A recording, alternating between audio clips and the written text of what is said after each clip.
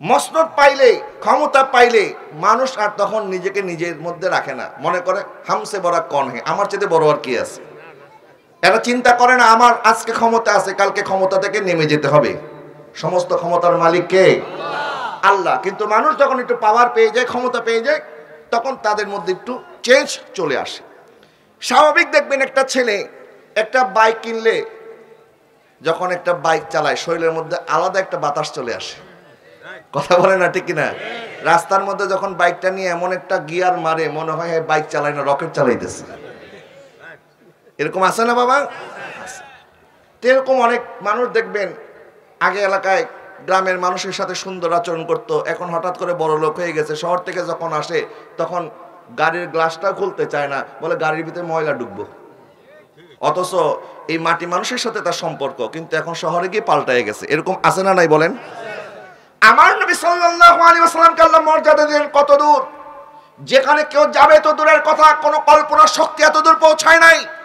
সেখান থেকে আমার নবী যখন ফেরত আসলেন, আদম আলাইহিস সালামের জন্ম হয়েছে জান্নাতে, কিন্তু উনি কিন্তু দুনিয়ার মধ্যে ইন্তেকাল হয়েছে, জান্নাতে আর যায় নাই। ইদ্রিস আলাইহিস সালাম ওনার জন্ম দুনিয়াতে, জান্নাতে গিয়েছেন, কিন্তু জান্নাত থেকে দুনিয়াতে ফেরত আসে নাই। আদম আলাইহিস সালাম এসেছেন, ফেরত যায় নাই।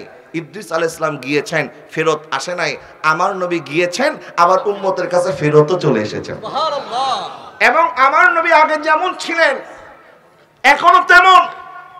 আমার আল্লাহ পাক ইরশাদ করেন, ওয়া ইবাদুর রহমানিল্লাযীনা ইয়ামশুনা আলাল আরদি হাওনা, রহমানের বান্দা তারা যারা জমিনের মধ্যে নম্র ভদ্র হয়ে আঠে।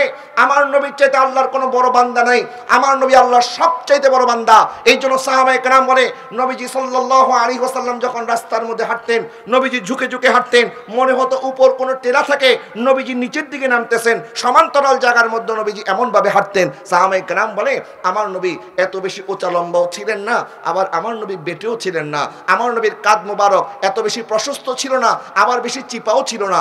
আমার নবীর বুক মোবারক, আমার নবীর পেট মোবারক এটা বরাবর ছিল। আমার নবী সাল্লাল্লাহু আলাইহি ওয়াসাল্লাম মধ্যম গড়নের ছিলেন, কিন্তু নবীর চাইতে উঁচা লম্বা সাহাবী ছিলেন। আমির হামজা রাদিয়াল্লাহু তাআলা আনহু, নবীজির চাচা যান, উনি নবীর চাইতে উঁচা লম্বা ছিলেন। হযরত ওমর রাদিয়াল্লাহু তাআলা আনহু, ওনার বুক অনেক প্রশস্ত ছিল।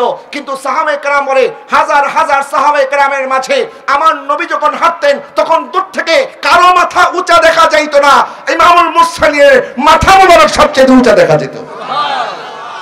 আরেকটু জোরে বলো সুবহানাল্লাহ।